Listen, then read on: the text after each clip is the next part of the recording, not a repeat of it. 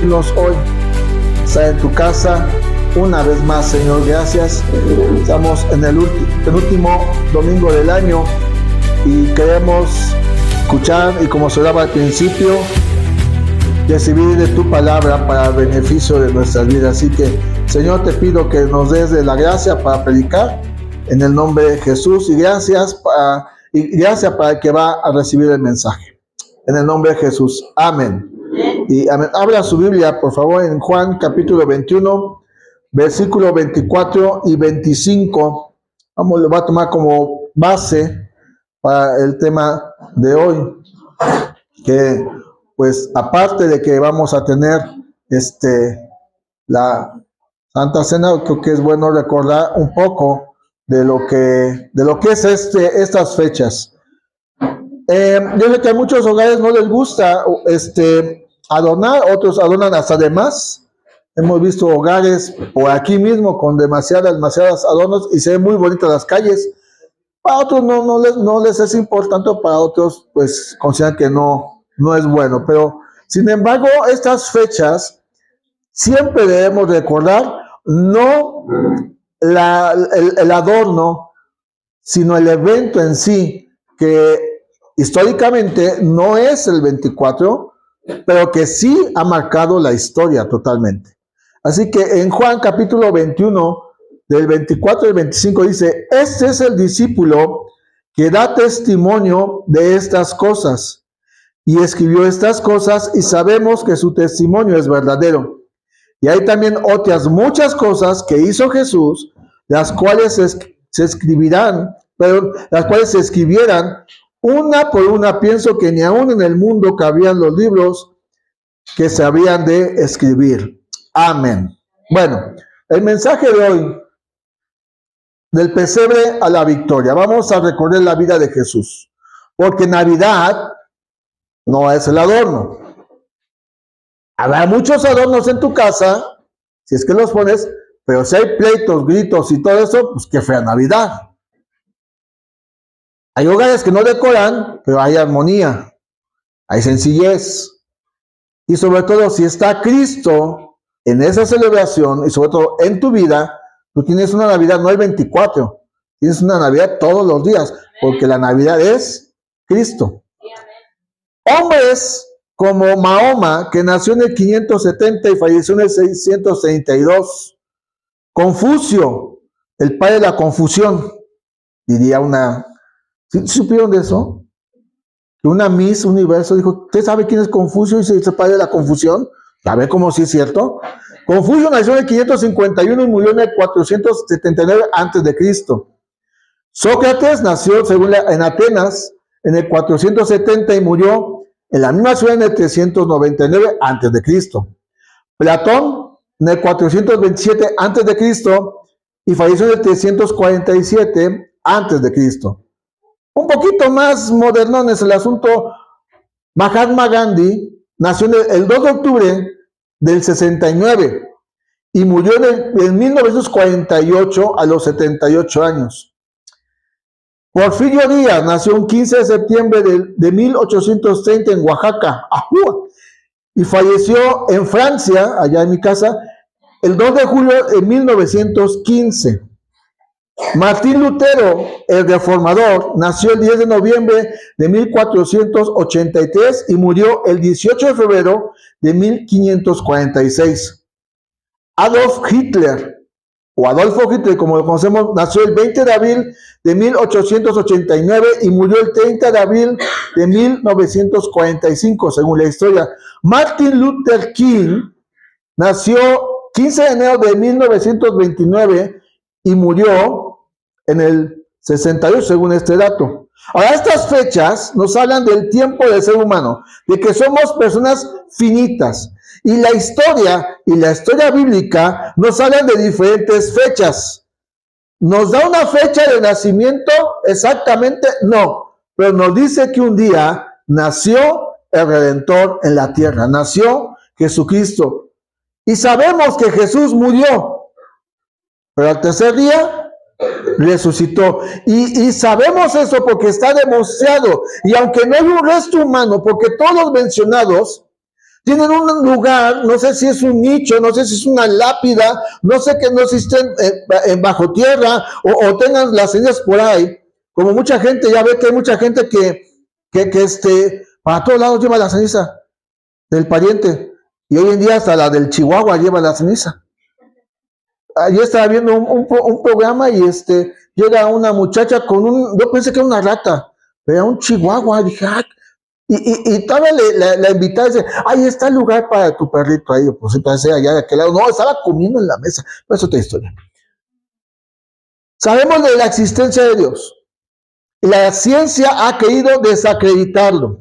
Ha querido desacreditar los milagros de Jesús. Dice Juan, Él hizo otras muchas cosas, pero vamos a hablar de las que en este día nos deben de llevar a lo que es tanto, ¿cómo usar el término? Tanto la celebración de estos días, pero recordar su inmenso amor, recordar su misericordia que ha mostrado día a día a favor de nosotros. Muchas cosas escribió ese testigo Juan y los evangelios. Para conocer a Jesús hay que leer los 4 evangelios, porque en los 4 vemos su historia, vemos su proceder, su crecimiento, sus hechos, sus milagros. Y este recorrido bíblico lo vamos a iniciar en Mateo, capítulo número 1. Mateo, capítulo número 1. Vamos a leer versículo 18 al 23 de Mateo, capítulo número 1. ¿Ya lo tiene? Comienza diciendo, el nacimiento de Jesús fue así. O sea, Jesús sí nació. Él sí, dice Pablo, que él dejando su gloria, tomó la forma de un hombre y siendo humilde fue obediente hasta la muerte y muerte. Quiere decir que Jesús sí nació. Y Mateo, junto con Juan, junto con ellos que fueron de los discípulos que caminaron con él, Marcos y Lucas, no fueron discípulos directos de Jesús, pero escriben su registro, escriben los hechos que recibieron. Dice que ellos tenemos ya ese registro en nuestras Biblias de lo que fue la vida de Jesús en la tierra. Mateo dice, el nacimiento de Jesús fue así, estando desposada María su madre con José. Antes que se juntasen, se halló que había concebido del Espíritu Santo. José, su marido, como era justo y no quería infamarla, quiso dejarla secretamente. Y pensando él en esto, he aquí un ángel del Señor le apareció en sueños y le dijo, José, hijo de David, no temas recibir a María tu mujer, porque lo que en ella es engendrado del Espíritu Santo es. Y dará a luz un hijo y llamará su nombre Jesús, porque él salvará a su pueblo de sus pecados. Todo esto aconteció para que se cumpliese lo dicho por el Señor por medio del profeta cuando dijo, he aquí, una virgen concebirá y dará a luz un hijo y llamará su nombre Emmanuel, que traducido es Dios con nosotros.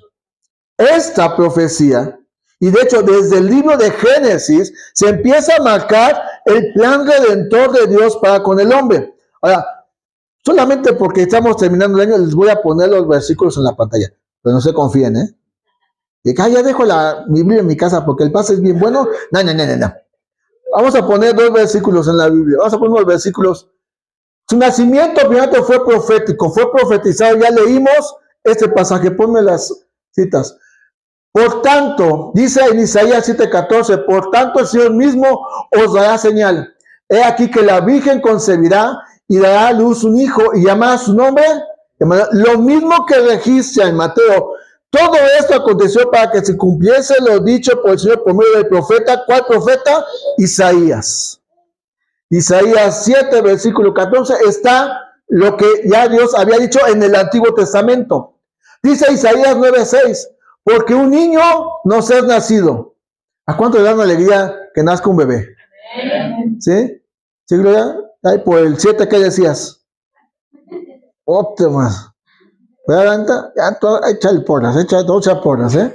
Porque un niño es nacido Hijo nos es dado, y el principado sobre su hombro, y se llamará su nombre admirable, consejero, Dios fuerte, Padre eterno, príncipe de paz. Isaías registra tanto un nombre terrenal que es Emmanuel, que tiene el significado de Dios con nosotros, como Isaías registra nombres divinos, celestiales que tiene nuestro buen Jesús.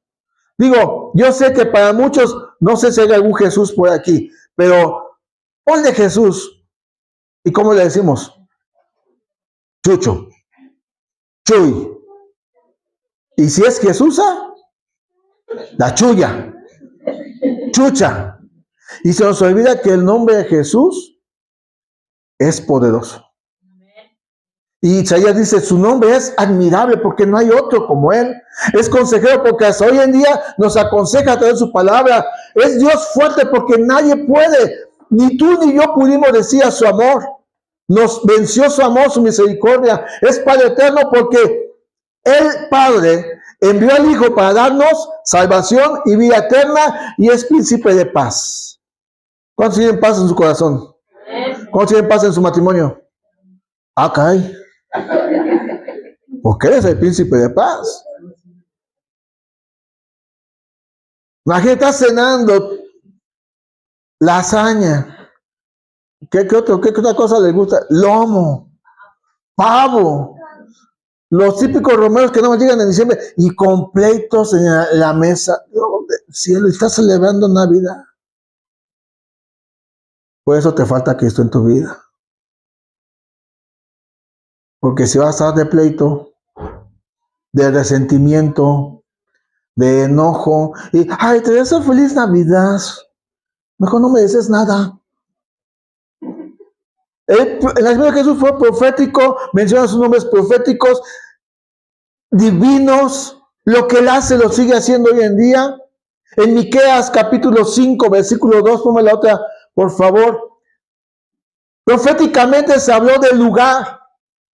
Dice, pero tú, Belén Éfrata, pequeña para estar entre las familias de Judá, de ti me saldrá el que sea Señor en Israel, y su salida desde el principio, desde los días de la eternidad. Miqueas 5:2 habla del lugar, pero tú, Belén.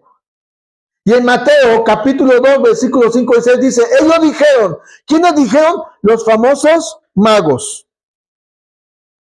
¿Se acuerdan de los magos? ¿Cuántos eran? ¿Seguro que eran 3? ¿Verdad que no? Pero nos encanta decirle a los niños. Van a venir los 3 reyes magos. ¿Sí o no? Digo, te voy a destrozar tu infancia posiblemente, pero era Melchor, Gaspar y Baltasar. Ah, no, ¿vale? Y uno llegaba ¿en qué? Y un caballo. A ver, yo no sé, pero, o sea, de niños, los niños son inocentes, ¿no? Yo escuché el camello. No, yo escuché que el elefante hizo, como hace ruido. Y crecen, ¿y qué pasa cuando descubres? Oh, sorpresa, ¿verdad? Ellos, los sabios de Oriente, que no dice la Biblia, sean 3, sean una multitud.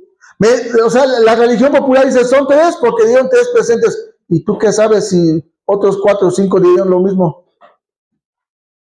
Pero nos encanta engañar a los niños. Y ni hablemos del panzón, ¿verdad? Ni hablemos de él, ¿verdad? Porque va a bajar por la chimenea. Te pregunto, ¿tienes chimenea en tu casa? Y va a bajar el panzón. Ellos dijeron, en Belén de Judea, porque así está escrito por el profeta. ¿Cuál profeta? Miqueas. Y tú, Belén, de la tierra de Judá, no eres la más pequeña entre los príncipes de Judá, porque de ti saldrá un guiador que apacentará a mi pueblo Israel. ¿Ves cómo se cumplen las profecías? Ponme la que sigue, por favor. El profeta Oseas escribe esto: cuando Israel era muchacho, yo lo amé, y de Egipto llamé a mi hijo. Ahora, tú ves la historia, y el mismo Mateo, capítulo 2, versículo 14, narra que cuando el ángel le habló a José y se entera que cuando los magos regresan por otro lugar, bueno, pero los sabios de Oriente regresan por otro lugar, porque no querían decirle a Herodes dónde había nacido Jesús, porque el plan de Herodes era de matar a Jesús. Ellos van por otro lugar, se enoja Herodes y hace una verdadera matanza. José es avisado por un ángel. Y él dice, y él despertando tomó de noche al niño y a su madre y se fue a Egipto. Y allá estuvo hasta la muerte de Herodes para que se cumpliese lo que dijo el Señor por medio del profeta. ¿Cuál profeta? Oseas. De Egipto llamé a mi hijo. Ahora, en Mateo, dale a la que sigue, por favor. En Mateo capítulo 2, dale a la que sigue, por favor. Habla de este evento. Jeremías hace esta profecía, o declara esta profecía. Así ha dicho Jehová: voz oída en Rama, llanto y lloro amargo, Raquel que lamenta por sus hijos. ¿Por qué? Porque vino la matanza de Herodes sobre los niños menores de 2 años. Y no importaba, estaban en el vientre como hoy en día. Sácalo, mi cuerpo, mi decisión. Y Herodes, cuando supo que nacía un nuevo rey, quería saber, no para irlo a adorar, sino para ir a matarlo. Y entonces en Mateo capítulo, ahora que sí, por favor, en Mateo capítulo 2 del 16 al 18 se cumple la profecía. Herodes entonces, cuando se vio burlado por los magos, se enojó mucho y mandó matar a todos los niños menores de 2 años que había en Belén. ¿Por qué en Belén? Porque ahí nació Jesús. Y en todos los alrededores, conforme al tiempo que había inquirido de los magos. Entonces cumplió lo que fue dicho por el profeta Jeremías cuando dijo: voz fue oída en Rama, grande lamentación, lloro y gemido, Raquel que llora a sus hijos y no quiso ser consolada porque perecieron. Y se cumple la profecía. Ahora, el nacimiento de Jesús no fue un hecho al azar, fue un hecho planeado por Dios para que todo aquel que en él cree no se pierda, mas tenga vida eterna. Nuestra esperanza no es poner un árbol o decorar una casa. Esa no es nuestra esperanza, porque eso el día de mañana lo vas a guardar y cuando lo vuelves a poner, como es hacer, ni todo aprende. Se funden los foquitos y luego ves una decoración. Yo fui a una casa, apenas me gustó mucho su decoración, unas bombillas así bien bonitas que se prendían, se ponen, ay, que bien bonitas, de veras. Pero no debemos poner nuestra esperanza en eso. Es más, no debemos poner la esperanza en la cena. Con respeto, dice la hermana, yo voy a trabajar, pero unos frijoles no nos van a hacer daño, ¿verdad? Otros van a tener una cena más especial. Pero eso debe ser el motivo. El motivo es que vino el Salvador. Vino Jesús a dar salvación y vida eterna a todos los que hemos creído con todos y nuestros errores. Él dio más lo que tú y yo damos a veces de nuestra vida. Ahora, lo que sabemos de Jesús es que nació. Lo que sabemos de Jesús es que llegaron los sabios de Oriente y lo vieron en pañales. No sé cuánto veo todavía usted en pañales, pero lo vieron como, quiere decir que no era un chiquitito. Quiere decir que ya estaba un poquito grandecito. Usted ve la noche el firmamento y ve las estrellas y ya en esta época, ahí vienen, ahí vienen ya vienen los tres, ya se ve más grande la estrella, ya hasta le veo la oreja al elefante, como que ese tiene forma de camello, ¿no? Ahí andamos ilusionándonos. De Jesús lo que sabemos es que nació, de que creció. Y en Lucas capítulo 2, ese no viene ahí, hijo. Lucas capítulo 2.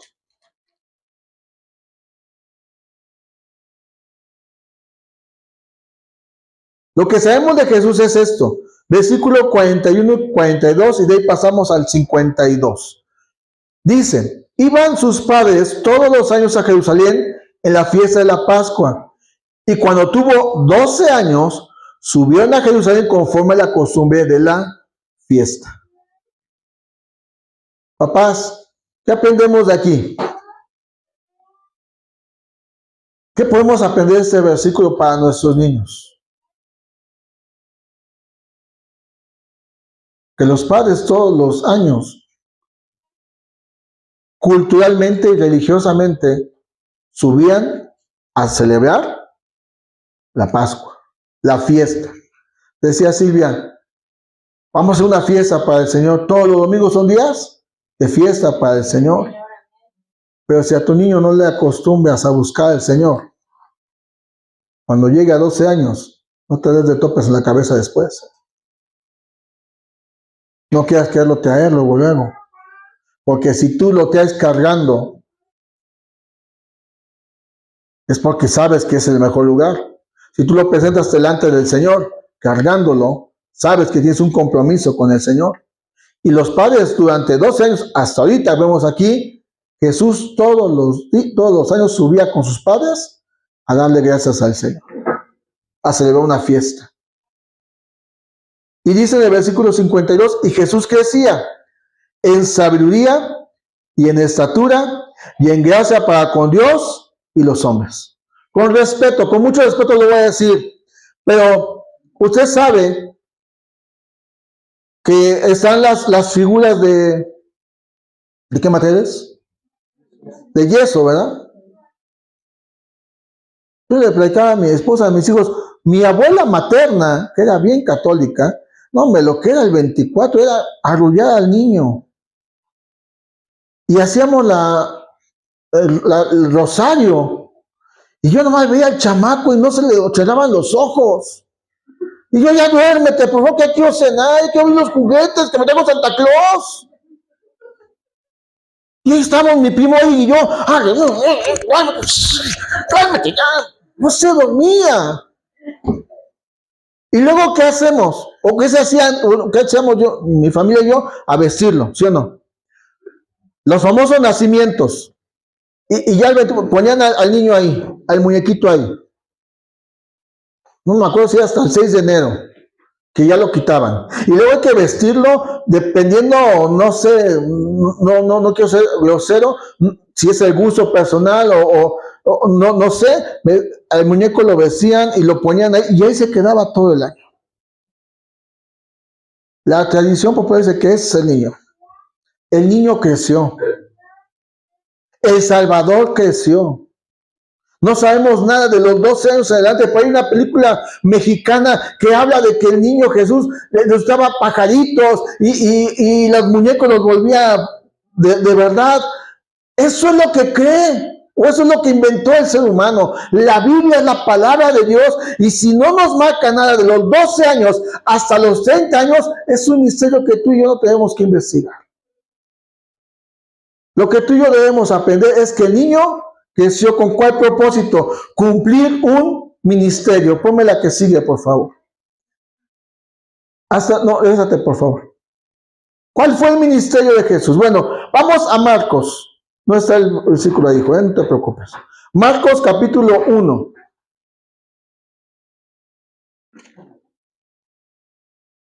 Voy a leer el versículo del 9 al 13.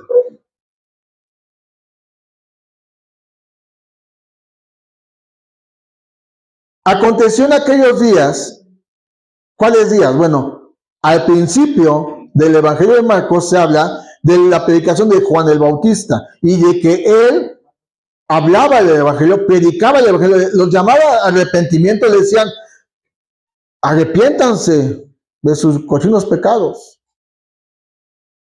Y ahí van los religiosos y dicen, a ver, si no se arrepienten de corazón, esto es un acto religioso, es lo que yo puedo parafrasear. Hagan frutos dignos de arrepentimiento. Pero en aquellos días de la predicación de Juan el Bautista, que Jesús vino de Nazaret a Galilea y fue bautizado por Juan en el Jordán. Y luego cuando subía del agua, vio abrirse los cielos y el Espíritu como paloma que descendía sobre él. Y vino una voz de los cielos que decía, tú eres mi Hijo amado, en ti tengo complacencia. El ministerio de Jesús inicia aquí, en el bautismo, con su bautismo. Con todo respeto, bueno, es que mi niño fue bautizado siendo un bebé. ¿Por qué lo bautizamos? ¿O por qué se bautizan? La costumbre.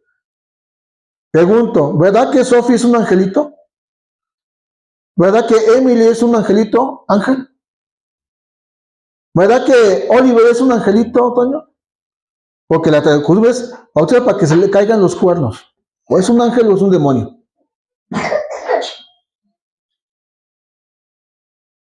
Lo bautizamos por la costumbre. Como iglesia bautizamos cuando somos conscientes de lo que es el pecado. Porque ellos no saben lo que es bueno y lo que es malo. Los bebés no saben tomar la medida desde el vientre. Se pone en eso el chamaquito. Bueno, se cabe no importa. Te pega un grito el bebé y tú no sabes qué hacer y lo calmas, le das el pecho a la mujer o lo sacas o le prestas el celular. Se lo quitas y ¿qué hace el niño? Ahora, te agarra la medida. Sí sabe, pero no sabe lo que es pecado. ¿Ah, Jesús cometió pecado? No. Pero en Mateo, cuando él se estaba bautizando, Juan dice, no, yo entonces bautizado por ti. Dice, no, hay que cumplir. Hay que hacer justicia. Y Jesús, ese acto de obediencia, le agradó tanto al Padre, que dice, tú eres mi Hijo amado. Si bien la palabra Trinidad no está en la Biblia, en este pasaje vemos al Padre, al Hijo y al Espíritu Santo actuando en un mismo evento. Ahí comienza su ministerio. Después de esto, dice ahí mismo en Marcos 1:12, y luego el Espíritu le impulsó al desierto.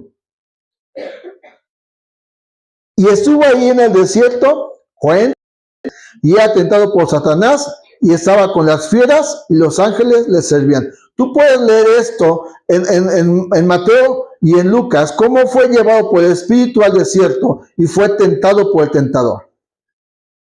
Para aquellos que pensamos que es bien difícil esta tentación, pastor. Ay, este desierto que estoy sufriendo, pastor. Jesús fue llevado por el mismo Espíritu a ser probado. 40 días. Tú con un dolor de muelas de un día dices que ya estás en un desierto. 40 días. No comió y no bebió. Para aquellos que dicen, ay, vamos a ayunar. Ay, no, porque me voy con Pedro. A la hora siento que me voy con Pedrito. Ahí te voy, Pedro. Llevas una hora de ayuno y ya sientes que te vas. 40 días. Sin comer y sin beber. Y tú dices que no se puede ayunar. ¿Qué le digo a Jesús? ¿Qué le digo? Porque él fue tentado como hombre en todo. Como ser humano en todo. Pero él nunca pecó.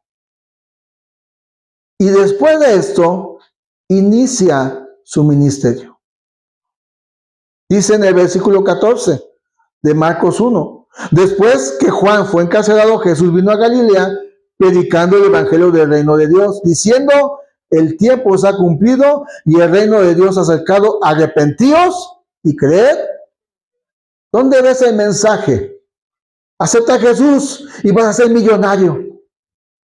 Acepta a Jesús y te vas a sanar de todas tus enfermedades. No, es que tienes que aceptar a Jesús, porque si no, no vas a triunfar en la vida. ¿Dónde ves ese mensaje? Jesús dijo una cosa, arrepiéntanse. El arrepentimiento es el cambio de pensamiento y de dirección. Y ya no voy hacia el pecado, ya no voy hacia la muerte eterna, ya no voy hacia el infierno. Ahora sigo a Jesús, tomo mi cruz y lo sigo a Él. Y mi forma de pensar ya no es la misma del mundo. Ese es el mensaje del Evangelio. Si tú voy a aceptar a Jesús para que restaure mi matrimonio, Dios lo hace porque Dios lo hace. Voy a aceptar a Jesús para que me sane, Dios lo hace porque Dios lo hace, pero no es el plan. El plan es salvar tu alma, nuestra alma. del infierno. Eso es el Evangelio. Ese es el primer mensaje de Jesús. Ahora, Jesús sí sanó. Sí sanó a muchos. Jesús sí enseñó. Yo tomé ese mensaje, puede ser la enseñanza del Sermón del Monte. Está buena esa imagen. Puede ser. Habló por parábolas. Enseñó, sanó, resucitó muertos. ¿Recuerdan a Lázaro? Al hijo de la viuda de Naín, ¿cómo resucitó? No, más que se hablan de 2 resurrecciones. Jesús echó fuera hizo libres a muchos de tormentos, de demonios. Hizo milagros extraordinarios. ¿Usted recuerda un milagro de Jesús en su vida? ¿No recuerda un milagro de Jesús? ¿Sí? ¿Recuerda un milagro de Jesús? Aunque uno me diga, oh, yo me acuerdo de este milagro que hizo. No, pero en su vida, ¿usted la hizo vino o qué? Bueno, Jesús sí convirtió el agua en vino. Era la costumbre, no va a decir, ay, por eso hay que echarle paz. Estamos en Maratón Guadalupe Reyes, ¿verdad? Sí, no, todo el mundo está esperando el Maratón Guadalupe Reyes, ¿verdad? Pero era la costumbre, era la tradición judía. Tú y yo no somos judíos, gracias al Señor. Somos mexicanos, ¿verdad? Y hay mexicanotes, ¿verdad? A ver, todos levanten sus manos al cielo. Háganle cosquillas a los ángeles. O háganle así. A ver, somos bien mexicanotes, ¿verdad? Hizo muchos milagros Jesús. En tu vida ha hecho un milagro seguramente.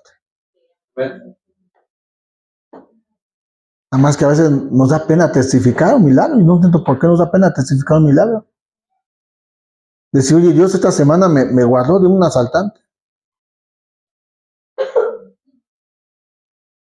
Oye, Dios no tenía para comer y Dios me proveyó. De repente llegó y te invito unas hamburguesas o unos tacos de Don Chava. Jesús hizo y hace muchos milagros todavía.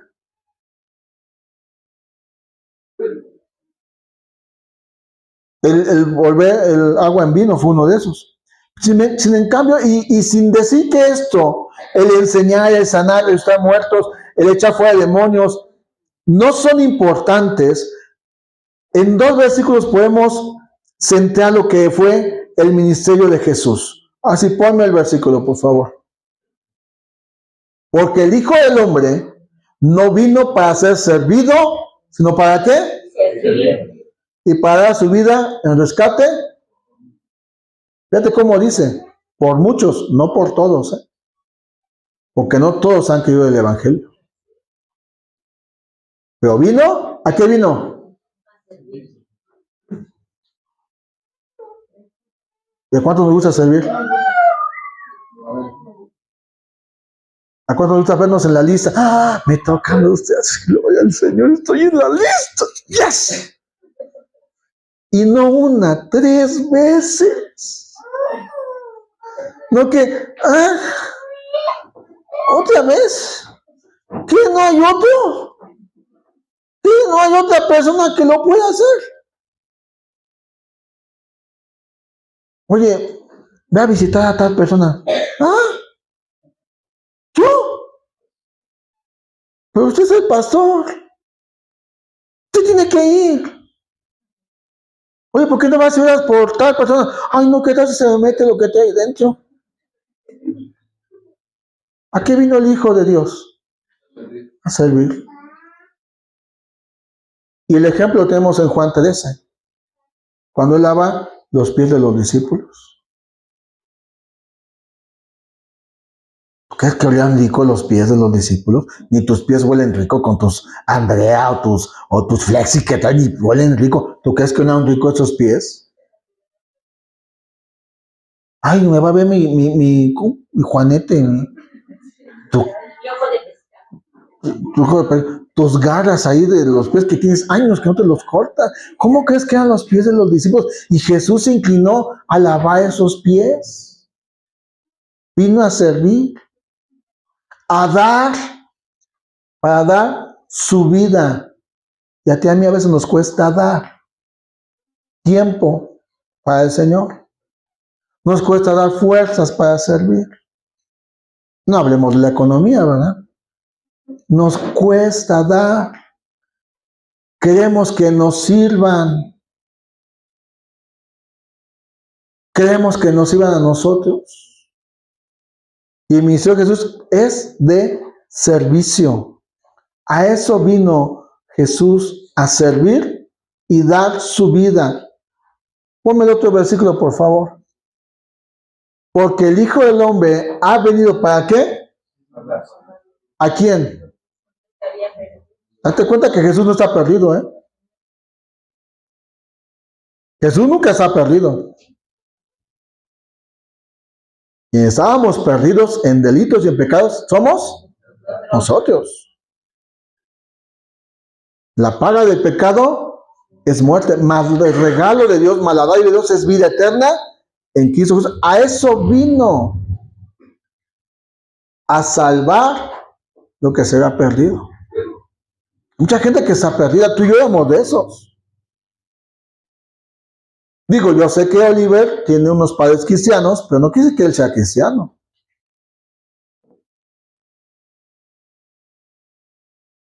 Yo sé que Génesis, pues sus papás vienen al templo, pero no quiere que ella sea salva. Ellos un día tendrán que decidir el cielo o el infierno. Él vino a eso, a salvar. Cuando tú y yo reconocemos que estamos mal, lo mejor que podemos hacer es venir a Cristo y decirle, la verdad, la verdad. ¿Cuánta gente llega a las congregaciones? ¿Cómo están? Bien, pero con no con flojera, con una falta de propósito en la vida. Pues ya viene, ¿sabe qué hace el Señor? Pues vino a salvarte, primero te vino a salvarte. A eso vino primero. Pues es que vengo, pero yo no veo que mi matrimonio mejore. Espérate, compadre. Te vino a salvar. Vino a salvarnos.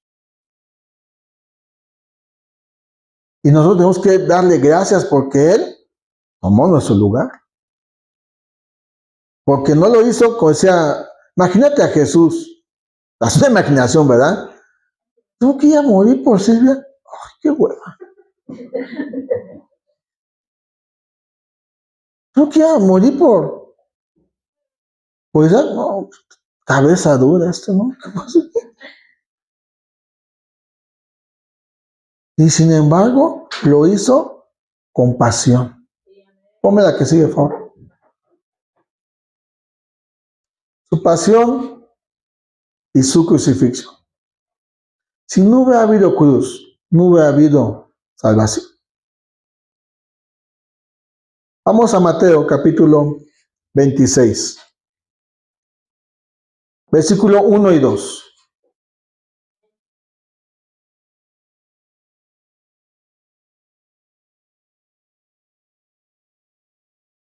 Cuando hubo acabado Jesús todas estas palabras, dijo a sus discípulos, sabéis que dentro de 2 días se celebrará la Pascua y el Hijo del Hombre será entregado para hacer algo que investigué sobre la cruz. La cruz fue la tortura más cruel que el Imperio Romano practicaba. De hecho, dicen algunos estudios que debajo de lo que es el Vaticano están las tumbas de todos los mártires que Roma mató. Todos aquellos que Nerón y todos aquellos Césares de aquellos tiempos, incluyendo los papados, los primeros papados, todos esos restos de hombres están debajo. Roma está fundamentada en la muerte. Porque ahí están sus huesos. Y la cruz fue la tortura más cruel. Dice, quienes sufrían este castigo eran homicidas, ladrones, gente que traicionaba y aquellos que se levantaban en sedición contra el gobierno. Te pregunto algo, ¿Jesús mató? ¿Robó? ¿Se levantó en contra del gobierno? Dijo, denle a César lo que es de César. Y aún así, lo llevaron a la cruz. los que eran los que sufrían este castigo, primeramente eran azotados. Y luego les obligaban a llevar el madero, que medía 2,5 metros de alto por las calles de la ciudad, para vergüenza de ellos. Y tú y yo seguimos viendo las películas de Jesús con 2 gotitas de sangre. ¿Sabes lo que era la flagelación? Literalmente, perdón por la expresión, pero hace rato que estaban desmenuzando el famoso pavo, así va el pobre cuerpo. Azotado, aparte de eso, no les daban de comer, no les daban de beber. 2,5 metros medía el palo central, donde el hombre que era condenado lo llevaba por las calles. Los cuerpos desnudos y expuestos al sol, sin agua y sin comida. Una posición tan incómoda que dificultaba la respiración. Aparte de los insultos, las burlas que sufrían los crucificados, todo era parte del sufrimiento de ellos. Y todo esto producía una muerte lenta y dolorosa. Y tú y yo pensamos que Jesús es un muñeco solamente. Y tú y yo pensamos que puedo hacer con mi vida lo que quiera siendo cristiano o diciendo que soy cristiano. Porque Jesús cargó su cruz y caminó aproximadamente 1 kilómetro, pero yo no sé cuánto sea de distancia desde Los Arcos hasta donde vive Fidel, de kilómetros, pero era una cuesta para arriba. Ahora, yo sé que Fidel está fuerte y la sube y la baja 2 o 3 veces rápido, ¿verdad? Digo, el año pasado que fuimos con mi familia y que Luis nos acompañó a ver allá a mi suegra, cuando fuimos a visitar una familia, mi esposa y yo íbamos con la lengua de fuera unos metros, ¿no? Liz iba, pero...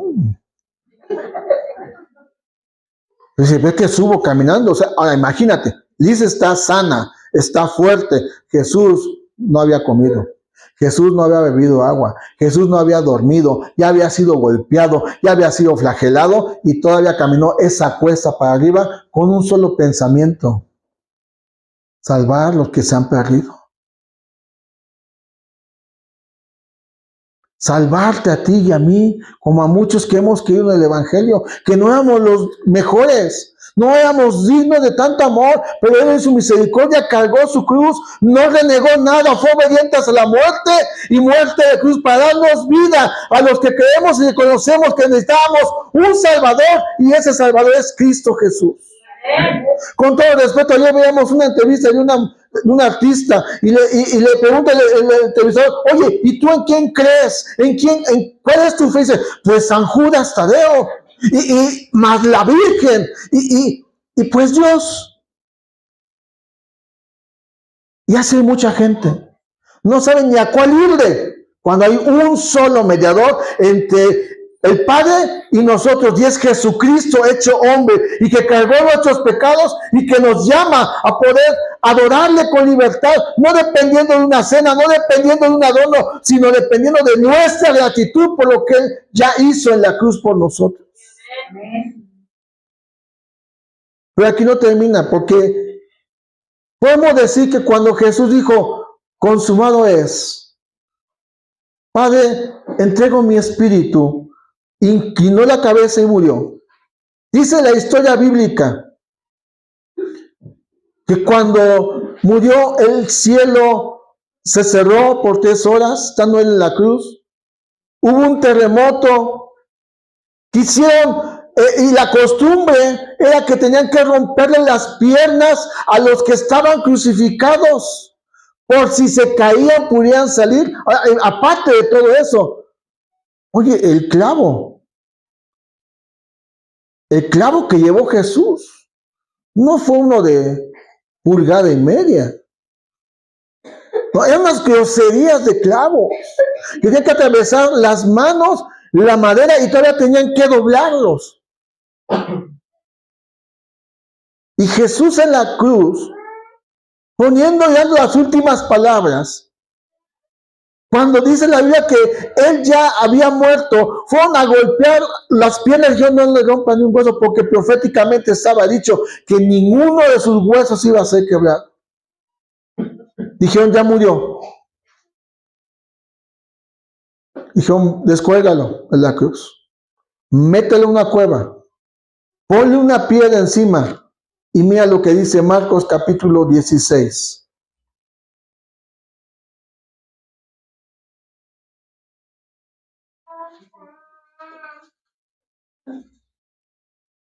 Marcos 16, versículo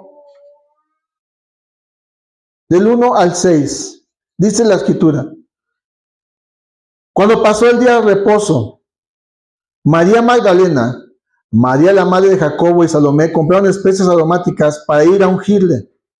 Y muy de mañana, ¿muy de qué? Mañana. El primer día de la semana, vinieron al sepulcro y ya salió el sol. Pero decían entre sí, ¿quién nos removerá la piedra de la entrada del sepulcro? Pero cuando miraron, vieron removida la piedra, que era muy grande.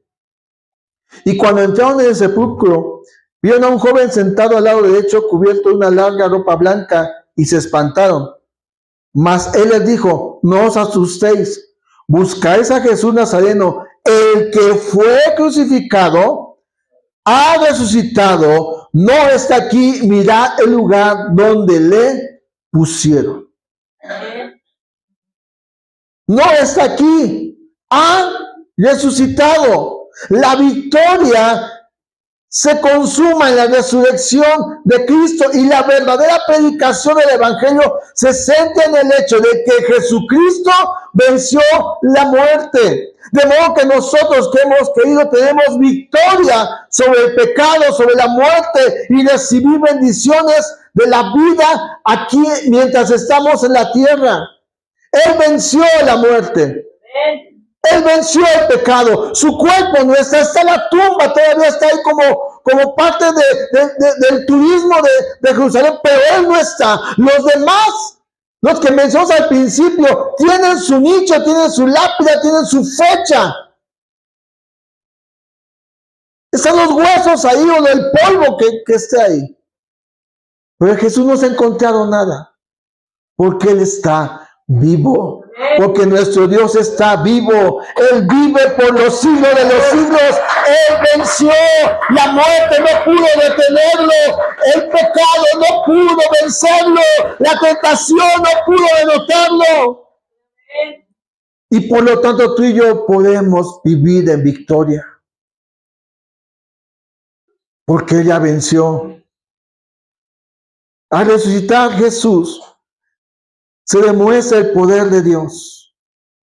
Y ese poder de resurrección tenemos nosotros también, porque tenemos una esperanza de vida eterna y estar con Él por toda la eternidad. Primera a los Corintios, para ir terminando, capítulo 15, del 1 al 4.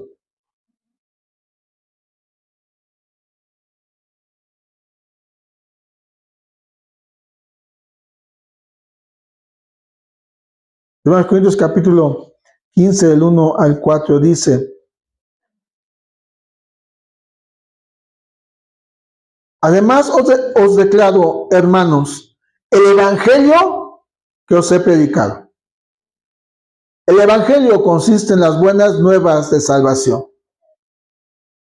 En eso consiste. Dar esperanza a los que no tienen ninguna. Dar propósito a aquellos que no encuentran ninguno. Dar dirección hacia la vida eterna de aquellos que están perdidos. Ahí sí estábamos nosotros. Él dice, además os declaro, hermanos, el evangelio que os he predicado, el cual también recibisteis, el cual también perseveráis, por el cual asimismo, si retenéis la palabra que os he predicado, sois salvos, si no, creísteis en vano. Porque primeramente os he enseñado lo que asimismo recibí, que Cristo murió por nuestros pecados conforme a las Escrituras, y que fue sepultado y que resucitó al tercer día conforme a las Escrituras.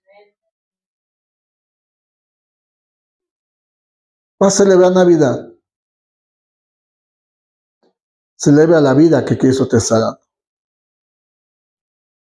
O es que está bien complicado. Tú te la complicas por no querer cumplir, obedecer el Evangelio. No es porque no quiera. Cristo murió para perdonar todos nuestros pecados. Todos y cada uno de ellos. Él no guarda rencor como muchos guardamos rencor. Él no tiene resentimientos hacia nosotros, como muchos en estas fechas tienen resentimiento. Él ya nos perdonó y nos llama a perdonar a los que nos han ofendido. Él fue sepultado, pero Él venció para que tú y yo tengamos una verdadera vida en victoria. Él vino para revelar a Dios. Él vino para redimir a la humanidad y presentar el camino al Padre por medio de su cruz. Él dejó su gloria para después volver a ella. Y mientras estuvo aquí en la tierra, dijo el apóstol Juan, vimos su gloria. Gloria como el unigénito del Padre. En eso fuimos rescatados. Fuimos rescatados de vicios, muchos de nosotros. Fuimos rescatados de la muerte, muchos de nosotros. Fuimos rescatados de la amargura, muchos de nosotros. Fuimos llamados a disfrutar la vida con la esperanza de la eternidad con Él. Él vino y como dice Isaías, verá el fruto de su aflicción y quedará satisfecho. ¿Sabes quién es ese fruto? Somos nosotros, los que hemos creído en Cristo Jesús. Somos su fruto y está satisfecho. Porque a pesar de todo, Él nos sigue amando. Nada más que no le colme la paciencia porque un día llegará su vida. Un día llegará donde se vean los libros. Y si nuestro nombre está escrito en ese libro de la vida, somos salvos.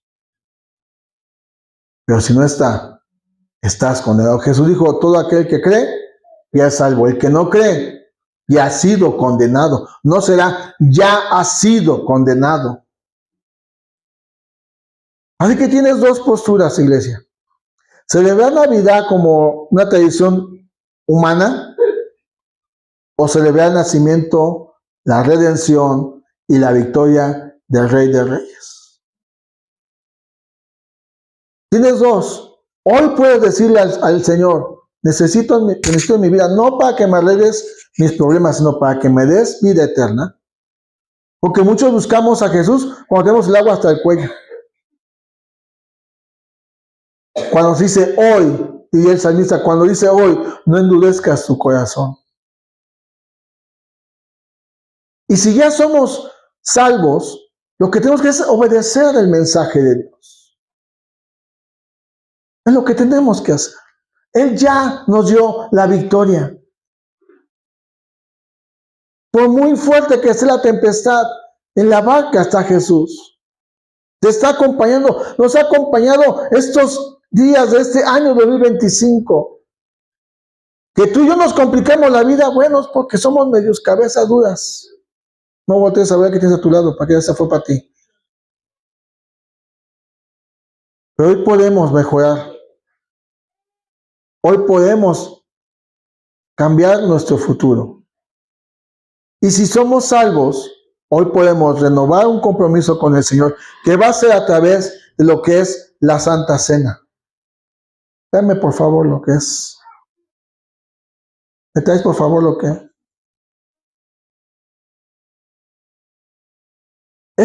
Este acto que vamos a celebrar nos recuerda el sacrificio de Jesús, lo que Él hizo por nosotros. Es algo que tenemos que valorar con mucho respeto, porque representa su sacrificio por nosotros. No solamente agarrar, pasar y darle al bebé una galleta para que se calme o tomar un vasito para... Se trata de recordar lo que Jesús hizo por nosotros. Lo que Él llevó por nosotros fue nuestros pecados. Solamente representan lo que es su cuerpo y su sangre. No es que Jesús se hizo esto y que Él se hizo esto. Eso es otra cosa. Eso ni siquiera es bíblico. Representan su cuerpo y su sangre que dio por todos nosotros. Así que primeramente vamos ahora dándole gracias al Señor por su vida, por lo que Él dio por nosotros. Y después, todos los que ya hemos sido bautizados conforme a la Escritura y que estamos conscientes de que necesitamos pasar a renovar nuestro pacto, que es un compromiso de obediencia, de santidad, de adoración, vamos a pasar. Si tú sabes que no andas bien delante de Dios, te voy a pedir un favor. O te arrepientes o evítate pasar para que no comas juicio, ni bebas juicio. Porque por eso muchos, dice la Escritura, enferman. Así que vamos a dar gracias primeramente a Dios porque Él es Dios. Dale gracias a Jesús por lo que Él hizo por nosotros. Padre, gracias te damos, Señor. No es Navidad, Señor, si tú no estás en nuestras vidas. Porque la celebración que vamos a tener dentro de unos días adelante no significa nada si no eres tú el centro de nuestras vidas, Señor. Podemos tener muchos regalos, muchos adornos, pero tener el corazón sin agradecimiento, sin reconocer tu perdón, viviendo una vida lejos de ti, ¿de qué serviría, Padre? Señor, gracias por el regalo que dices, la vida eterna. Gracias, Dios, por el regalo del Salvador.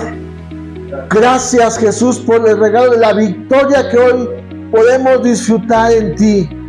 Gracias por la esperanza que tenemos en ti, Señor.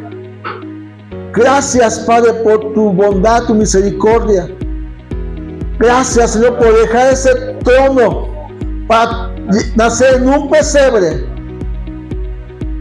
por enseñarnos, por perdonarnos, por hacernos tus hijos, por darnos la victoria. Gracias, Señor.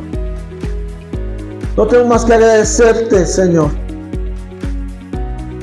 todas tus bondades que nos has dado.